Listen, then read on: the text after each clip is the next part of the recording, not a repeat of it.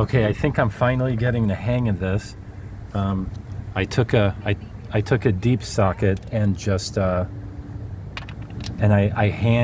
just hand tightened every single bolt. I made it like super snug to the point where I could no longer turn it with just holding it with just a few fingers. Like, in order to keep turning it, I'd have to like really torque on it. So I got them all hand snug, and then what I tried doing, this is the first bolt in the sequence that you're supposed to tighten.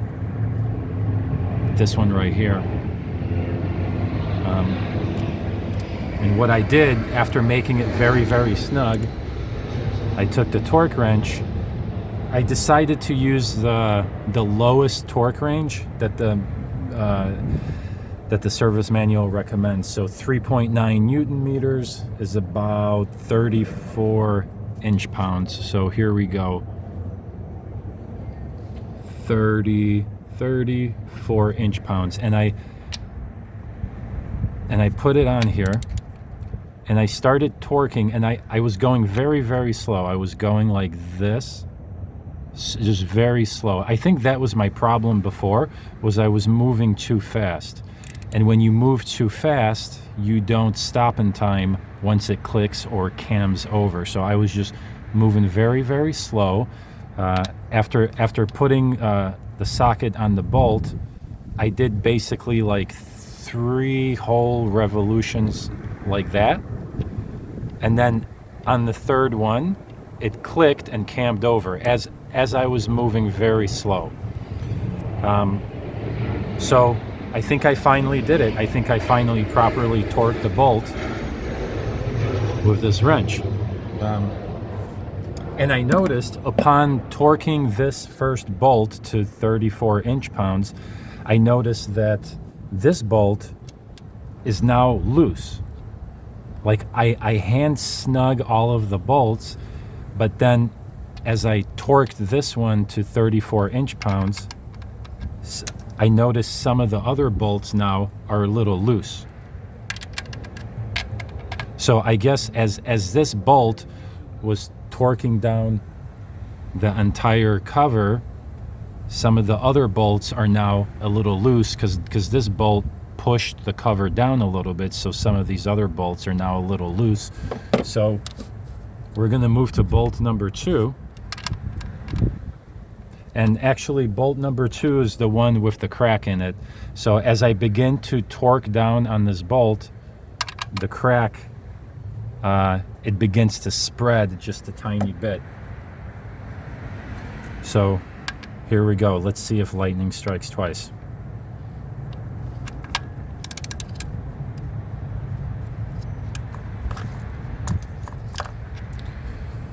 There's a lot of crap in the way. All right. Wow, this is really nerve-wracking. I hope I never have to do this on my car ever again. So here we go, 34 inch-pounds.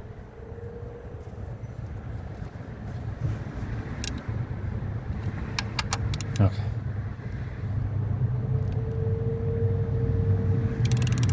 It's still pretty loose. It'll probably take a few attempts.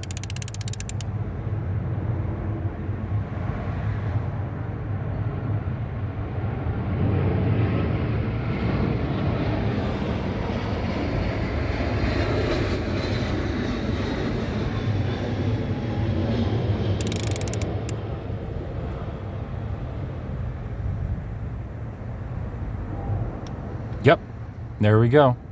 I felt as right before it clicked and cammed over, I actually felt the bolt becoming suddenly very tight. Like as I was slowly, I guess that's why you're supposed to move it over really slow, because as I was moving it very slowly, I noticed that I had to gradually apply more and more force to keep the wrench turning.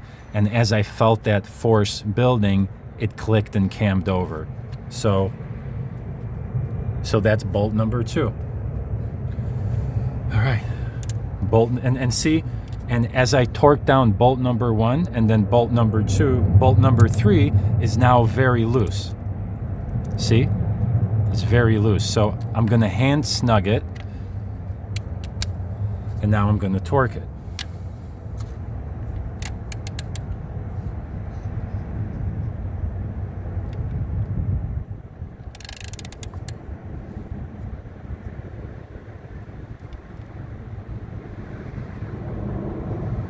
It's still not that tight.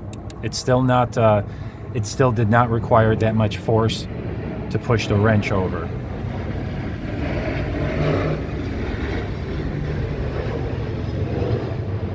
I've learned to wait until the planes pass by. I think in the future I shouldn't do these jobs when tourism is at its highest. Okay, here we go. It's probably going to cam over on this turn.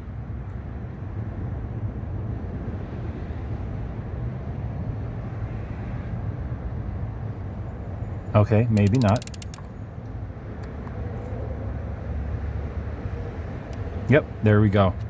Okay. I think I'm getting the hang of this. I'm just using the lowest torque recommendation, 3.9 Newton meters, which is 34 inch-pounds.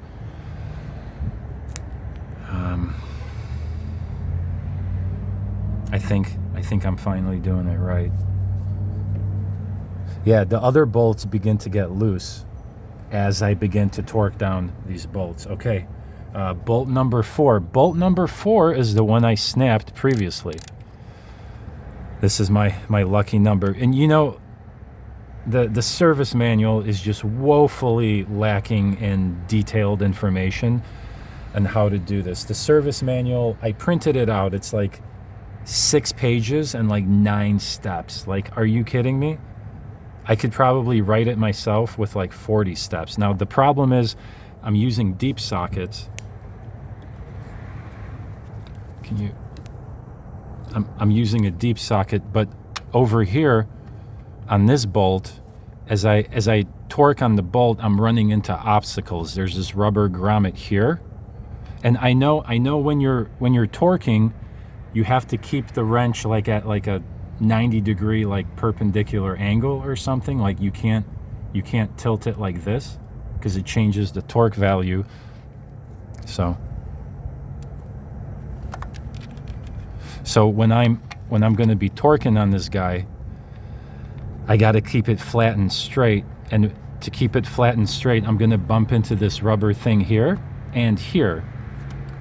So this particular bolt is a little trickier. I don't really have that much room to torque to pull on the wrench. I wonder if I can remove these.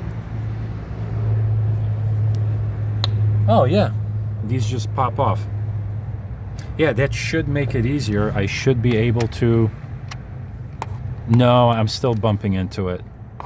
Yeah, I'm still bumping into it. I don't know, that's kind of a pain in the butt. I don't like having such a little arc to torque on. I prefer a much wider arc. So, I don't know if I pull these guys off, it still doesn't. Yeah, I guess I can barely go over it.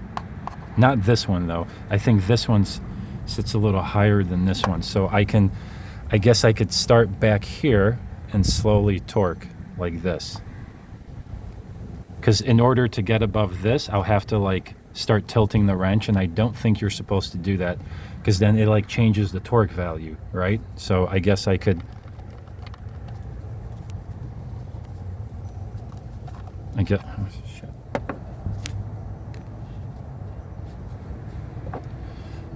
I guess I could start back here. I'm trying to hold it like as straight and steady and maintain a 90-degree angle to the engine. So if I got it like this, I can swing around like this.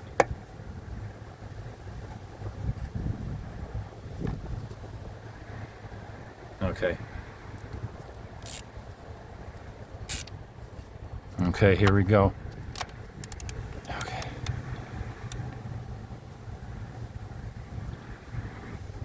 But when you're using a torque wrench, you're supposed to have like a firm grip on the handle, right? You can't just grab it like this. Is this bad? Am I getting a bad torque? You know, there's so many questions and so much to consider. I'm gonna do a few swings and see how it feels. Hopefully it clicks quickly.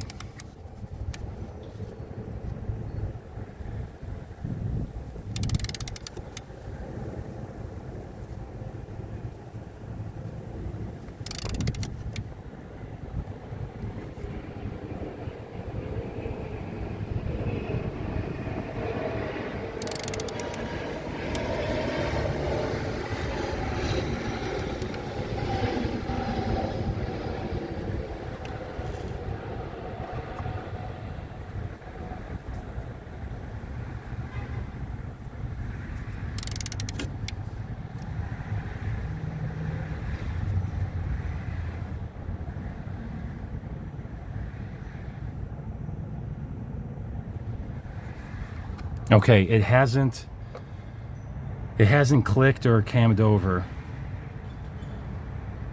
And I feel like it's really, really tight. Like the other bolts, I only had to swing like 3 or 4 times for it to click and cam over, and this one has not yet clicked.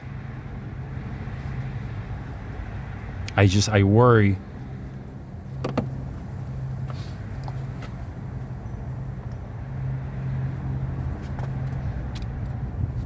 I just worry how much space is back there. Yeah, this one's just difficult to torque for some reason because, well, as I look on the 2 bolts in the front, as I look at these 2 bolts that I successfully torqued, there's just a tiny bit of space in between the plastic cover and the metal.